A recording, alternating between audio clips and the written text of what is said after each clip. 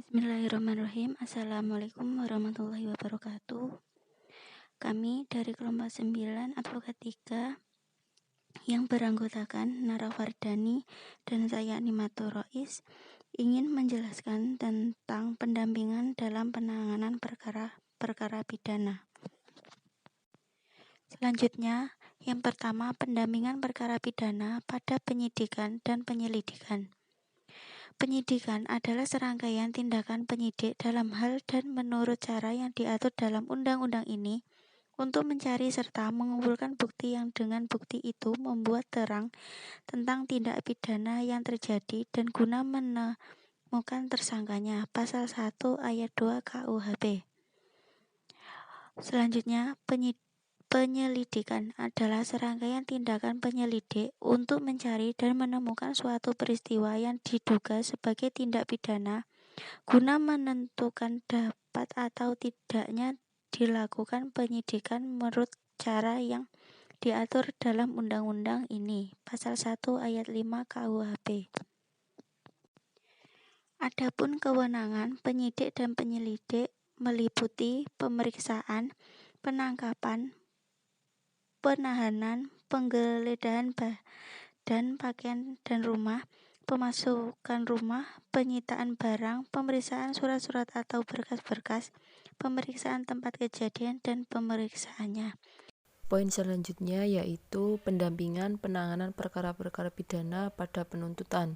Menurut pasal 1 angka 6 KUHP, jaksa adalah pejabat yang diberi wewenang oleh undang-undang untuk bertindak sebagai penuntut umum serta melaksanakan putusan pengadilan yang telah memperoleh kekuatan hukum tetap. Sedangkan penuntut umum adalah jaksa yang diberi wewenang oleh undang-undang untuk melakukan penuntutan dan melaksanakan penetapan hakim. Jadi, perbedaan antara jaksa dan penuntut umum yaitu jika jaksa dikaitkan dengan aspek jabatan, sedangkan penuntut umum dikaitkan dengan aspek fungsi, yaitu fungsi melakukan penuntutan di sidang pengadilan negeri dan melaksanakan penetapan hakim. Berdasarkan beberapa ketentuan dalam KUHP, maka dalam penuntutan umum itu memiliki tahap penuntutan ini memiliki hak yang pertama memperoleh surat ketetapan penghentian penuntutan atas nama tersangka, yang kedua memperoleh surat perlimpahan perkara yang berisi surat perlimpahan perkara itu sendiri, surat dakwaan dan berkas perkara, serta yang terakhir turunan perubahan surat dakwaan.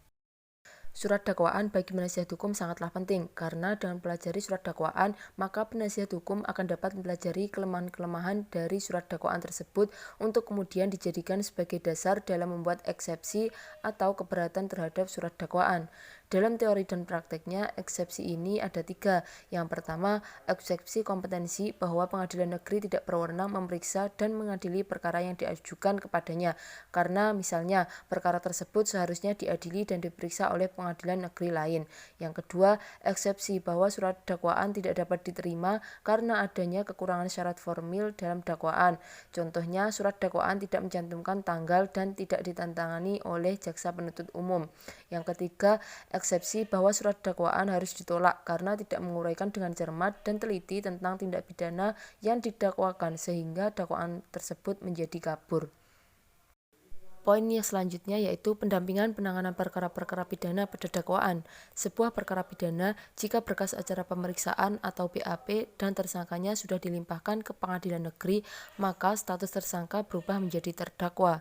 Karena itu, hubungan antara penasihat hukum dan terdakwa tidak lagi dalam pengawasan. Karena apapun yang dilakukan antara penasihat hukum dan terdakwa tidak lagi mempengaruhi isi berkas perkara yang sudah dilimpahkan ke pengadilan negeri. Maka dari itu, dalam KUHP, ketika pemeriksaan di pengadilan negeri ditetapkan bahwa penasihat hukum bersifat aktif. Yang selanjutnya, hak-hak penasihat hukum yang diatur dalam KUHP. Yang pertama, hak untuk mendapatkan turunan surat penetapan bahwa pengadilan negeri tidak berwenang memeriksa dan mengadili perkara yang diajukan, tetapi masuk dalam wilayah kewenangan pengadilan negeri lain. Terdapat dalam pasal 148 ayat 1, 2, 3 KUHP. Yang selanjutnya, hak untuk mengajukan keberatan terhadap surat dakwaan terdapat dalam pasal 156 KUHP. Yang selanjutnya, hak untuk mengajukan saksi yang meringankan atau adjunct terdapat dalam pasal 160 ayat 1 huruf C KUHP. Yang selanjutnya, hak untuk mengajukan pertanyaan kepada saksi terdapat dalam pasal 156 ayat 2 KUHP.